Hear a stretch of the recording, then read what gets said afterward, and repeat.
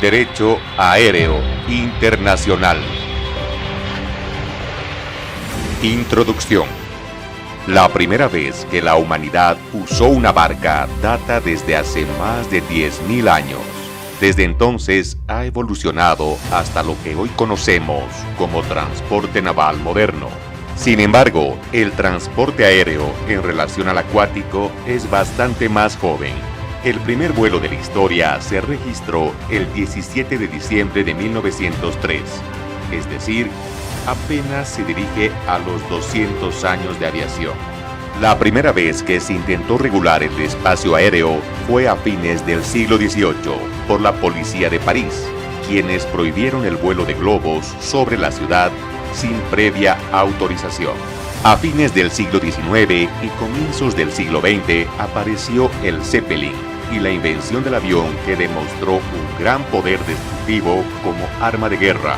Esto generó una imperiosa necesidad de desarrollar normas regulatorias coherentes sobre el espacio aéreo, hasta llegar a lo que hoy conocemos como Derecho Aéreo Internacional como rama del Derecho Internacional Público, tanto en la navegación aérea como en la actividad comercial.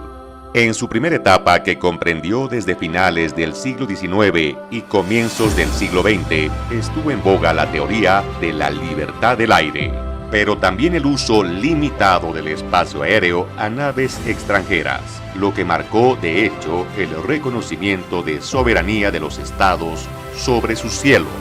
En su segunda etapa, que comprende entre la Primera y Segunda Guerra Mundial, se logró consolidar la soberanía de los estados sobre su espacio aéreo y el reconocimiento de la aviación como un sistema estable de transporte y de comunicación. A inicios del siglo XX surgieron tres teorías. 1. El espacio aéreo es libre. 2. Sobre el territorio del estado hay dos zonas.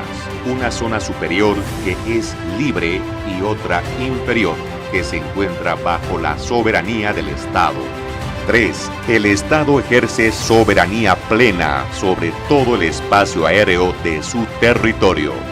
La tercera etapa comprende desde la Segunda Guerra Mundial hasta el presente, en la que se encuentra la fantástica ampliación del servicio aéreo internacional y el inicio de la era cósmica.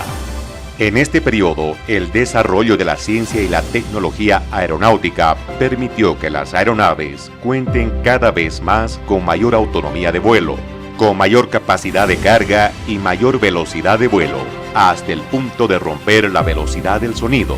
Esto también obliga a que las leyes y reglamentos también tengan que actualizarse a la par de las innovaciones científicas en el campo de la aeronáutica.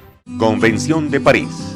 Es un acuerdo multilateral del 13 de octubre de 1919 que inscribe el principio de soberanía completa y exclusiva del Estado sobre el espacio aéreo de su territorio, bajo el principio de paso inocente que existe en el derecho marítimo internacional.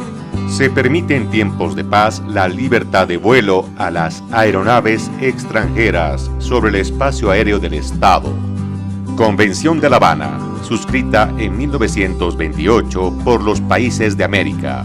Sus cláusulas coinciden con la de la Convención de París de 1919. No incluyó regulaciones técnicas y dejó esa tarea a cada estado. Convención de Chicago, suscrita por 52 países en Chicago, Estados Unidos, el 7 de diciembre de 1944. Concluyó adoptando una convención sobre aviación civil que reemplazó a la Convención de París e instituyó la Organización Civil Internacional, OACI, que se encarga de unificar normas técnicas de vuelo y cooperación internacional de los estados en el campo de la aeronáutica. Sus disposiciones más importantes son: confirma la norma consuetudinaria de reconocer plena soberanía al Estado sobre su espacio aéreo. Las disposiciones de la Convención se aplican exclusivamente a aeronaves civiles, no a las del Estado. Para distinguirlas se usa el criterio de uso y destino, no el de propiedad de la aeronave. Una aeronave solo puede estar matriculada en un estado y su nacionalidad es la del estado donde ha sido registrada. Consagró las libertades del aire, también llamados derechos del aire, los cuales son: 1. Libertad o derecho de paso, que es el derecho de sobrevolar en el espacio aéreo de otro estado sin escalas. 2. Libertad o derecho de aterrizaje, que permite a una aeronave con fines no comerciales aterrizar en el territorio de un estado que no es el suyo, como en el caso de aterrizaje forzoso, reabastecimiento de combustible, etc. 3. Libertad o derecho de transportar pasajeros, carga y correo desde su país a otro. 4. Libertad o derecho de transportar pasajeros, carga y correo desde otros estados a su país de origen. 5. Libertad o derecho de transportar pasajeros, carga y correo entre países ajenos a la nacionalidad de la aeronave. Es decir, abrió la libertad de transporte aéreo internacional. Clases de vuelo. Se clasifican en dos grupos: los vuelos comerciales y los vuelos no comerciales. Comerciales son los que se realizan con regularidad, de acuerdo a un itinerario, y transportan pasajeros, carga y correo contra pago o alquiler del servicio. No comerciales son los que se realizan aisladamente, sin itinerario y contra pago por el servicio. También se conocen como vuelos charter o taxi aéreo. La Convención de Chicago también incluye las siguientes resoluciones. En vuelos comerciales, cada estado se reserva el derecho de autorizar a las aeronaves extranjeras el sobrevuelo en su territorio y hacer escalas técnicas sin previo aviso. Las naves gozan de las dos primeras libertades del aire. Ningún servicio aéreo internacional regular podrá explotarse en el territorio o sobre el territorio de un estado, sin previo permiso especial expreso. La Convención no otorga a los servicios internacionales regulares ninguna de las 5 libertades del aire. Artículo 6. La Convención de Chicago otorga un trato favorable a los servicios internacionales no regulares y les concede las 5 libertades del aire. El Estado goza del derecho de conceder o negar permiso para que las aeronaves realicen servicio de cabotaje entre 2 o más puntos de su territorio. Por razones de seguridad nacional, militares u otras, el Estado podrá restringir o prohibir vuelos en determinadas zonas de su territorio. El Estado se obliga a construir aeropuertos en su territorio, en los que deberá brindar servicios de radio, meteorología y otros auxiliares referentes a la aeronavegación. También se compromete a la preparación, publicación de mapas, cartas aeronáuticas y otros. La Convención de Chicago no surtió los efectos que se esperaba. Por ello, la principal forma jurídica de regulación es el acuerdo bilateral. El acuerdo más destacado es el de Bermudas, firmado entre Estados Unidos y Gran Bretaña en 1946. Otorga libertades de tráfico comercial, reglas sobre intensidad de tráfico, etc. Este acuerdo sirvió como base para la firma de otro llamado Bermudas II, la OASI y la IATA. La Convención de Chicago creó la Organización de Aviación Civil Internacional OASI con sede en Montreal, Canadá. Es un organismo especializado de las Naciones Unidas que se ocupa de relacionar y cooperar a los estados en el desarrollo de la aeronáutica y en la elaboración de normas y recomendaciones. La OASI también se dedica al desarrollo de principios, métodos y técnicas de la navegación aérea internacional, así como contribuir a la planificación y progreso del transporte aéreo. Las compañías de aeronavegación han establecido por su parte la Asociación Internacional de Transporte Aéreo, International Air Transport Association, IATA, cuya misión es unificar las condiciones generales del transporte aéreo internacional, como por ejemplo la emisión de títulos de transporte, itinerarios, tarifas, etc. Jurisdicción sobre las aeronaves. Una aeronave posee la nacionalidad del estado en el que ha sido registrada, es decir, donde ha obtenido su matrícula, y en el extranjero goza de inmunidad. Las aeronaves civiles que se encuentran o sobrevuelan en territorio extranjero quedan bajo la autoridad del país que ejerce jurisdicción sobre ese territorio. Nada impide que el estado cuya nacionalidad tiene la aeronave tenga jurisdicción recurrente. Las aeronaves que sobrevuelan la alta mar están bajo la jurisdicción del estado en el que han sido registradas. En 1963 se aprobó en Tokio la Convención sobre Crímenes y otros actos cometidos a bordo de aeronaves. La piratería aérea. La piratería nació en alta mar. Implica ejercer violencia y saqueo en contra de cualquier buque.